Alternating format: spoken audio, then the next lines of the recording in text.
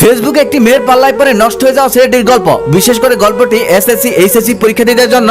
তবে সবাই মনোযোগ দিয়ে শুনবেন, সবার জন্য শিক্ষণীয় হবে।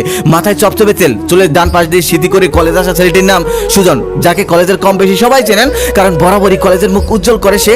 ভালো রেজাল্ট করে, যেমন আচার ব্যবহার তেমনি ব্রিলিয়েন্ট স্টুডেন্ট। তবে তার পোশাক আশাক বা চলাফেরা এই যুগের ছেলে মেয়েদের মতো না, যার কারণে অনেকেই তাকে খ্যাত নামে চেনেন, আবার অনেকেই তাকে চেনেন না, কারণ সে সময় মতো কলেজ আসে, আবার কলেজ শেষ হলে বের হয়ে যায়। টিফিনে মাঝখানে যে সময়টা পায়, সে সামান্য খাওয়ার সময়টা বাদে সব সময় বই নিয়ে বসে থাকে।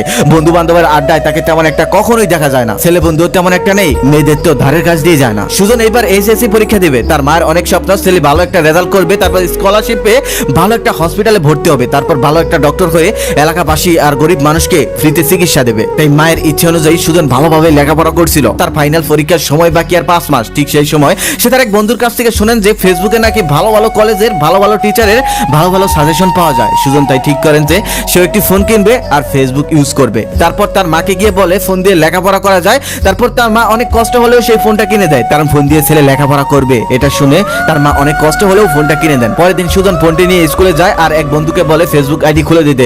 সে একটি ফেসবুক আইডি খুলে দেয় আর ভালো ভালো সাজেশন গ্রুপে লাইক দিয়ে দেয়, সাথে কিছু অন্য পেজেও লাইক দিয়ে দেয়, যাতে সুজন আশেপাশের বিষয় কিছু জানতে পারে, কিছু শিখতে পারে। সেদিন থেকেই সুজন ফেসবুক ইউজ করতে থাকে, ভালো ভালো সাজেশনে সেখান থেকে সংগ্রহ করতে থাকে। দিনে দিনে তার উন্নতি হচ্ছিল।